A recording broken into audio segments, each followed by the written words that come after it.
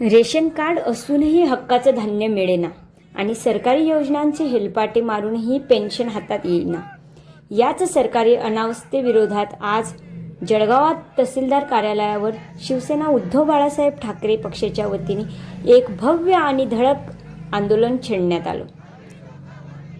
Ration धान्य आणि हक्काच्या पेन्शनसाठी शेकडो वंचित महिला आणि पुरुष हातात कागदपत्रे घेऊन या आंदोलनात रस्त्यावर उतरले.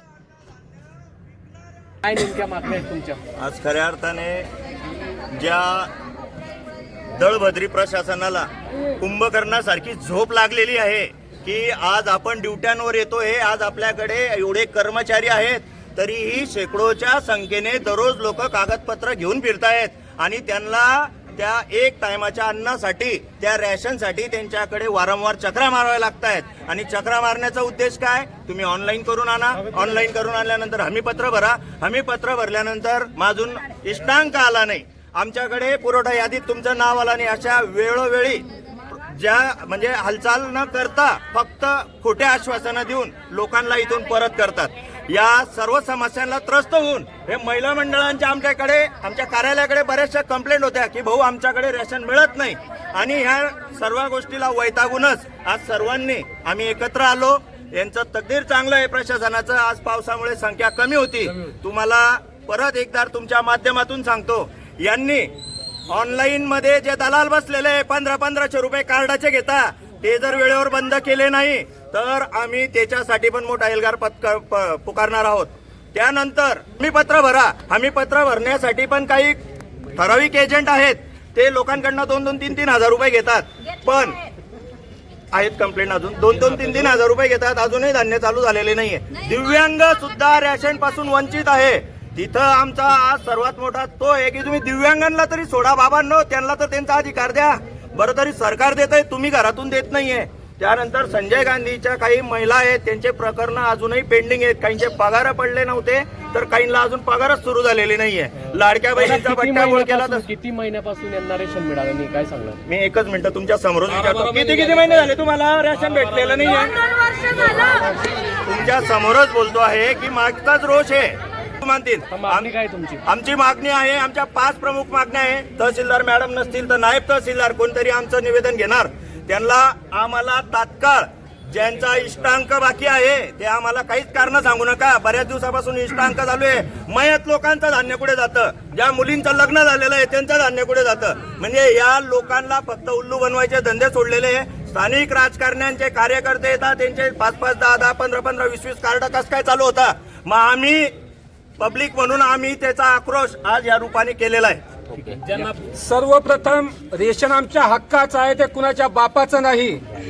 आज आपण तहसील कार्यालयावर ठिय्या मांडलेला आहे. त्याचं एकमेव कारण असं की माझ्या जळगाव तालुक्यातील गोरगरीब जनता नवीन रेशन कार्ड मिळवण्यासाठी, त्याचप्रमाणे 12 अंकी नंबर मिळवण्यासाठी, आणि जर रेशन कार्ड असेल, ऑनलाईन झालं असेल तर त्यांना वेळेवर धान्य मिळत नाही. आणि जर वेळेवर धान्य मिळत असेल तर ते निकृष्ट दर्जाचं धान्य असतं.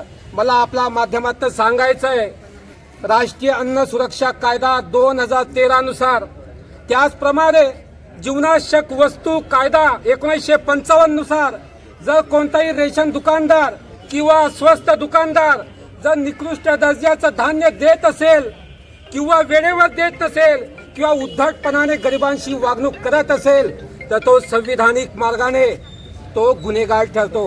हे कलम सांगतात 2013 आणि 1955. त्याचप्रमाणे आमचा या जळगाव ग्रामीण मधील जे विधवा महिला असेल, जो दिव्यांग बांधव असेल, जो भूमिहीन असेल, जो गरीब व्यक्ती असेल, रेशन कार्डासाठी ते 100हून चक्रा मारतात. पण काही दळभद्री लाचखोर अधिकारी इथे या तहसील कार्यालयामध्ये उपस्थित आहे. मला त्यांना सांगायचंय, आमच्याकडे व्हिडिओ आहे. यांनी एक रेशन कार्ड बनवण्यासाठी 1500 ते 5000 रुपयापर्यंत मागणी केलेली आहे. भ्रष्टाचार प्रतिबंधक कायदा 1988 नुसार हे गुन्हा ठरतो. आणि आमच्याकडे व्हिडिओ चित्रण आहे. आज आम्ही ते तहसीलदार मॅडमांना दाखवणार होतो की आपले अधिकारी 1500 रुपयापासून तर 5000 रुपयापर्यंत लाच मागतात. आणि यांना लाजा वाटायला पाहिजे.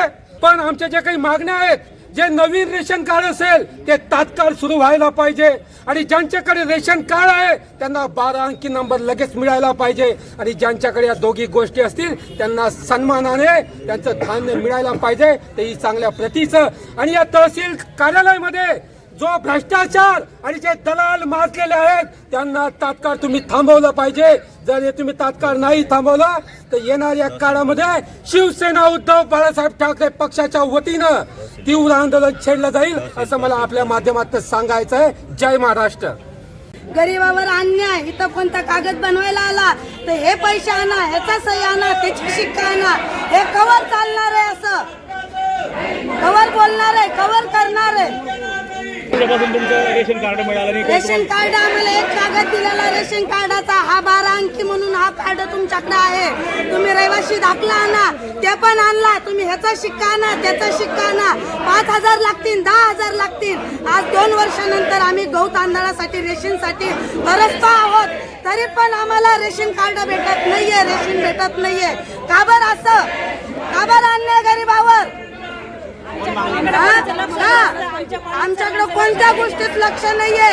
पाण्याची डाब, पावसाची डाब, मच्छर मध्ये नळाचं पाणी नाहीये. नळाला कॉलनी मधून MIDCतून पाणी आणायचं. बोरिंगचं पाणी गरम करून पेलं. लहान लहान लेकरांना सर्दी, खोकला, डायरिया, निमोनिया हे पर्यंत झालं. 200 रुपये रोजाने काम करायचं, दवाखाना भरायचा, काय यांच्या मागं कागद जमवायला फिरायचं. आम्ही काय काय करायचं? का गरीबावर अन्याय? हर गोष्ट 4-4 हजार द्या, 5-5 हजार द्या, याचा कागद आणा, त्याचा आणा.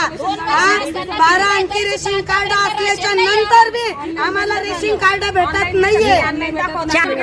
ज्याच्याकडे पैसा आहे त्याला लाडकी बहिणीचे पैसे भेटतात, आम्हाला पैसे का भेटत नाही?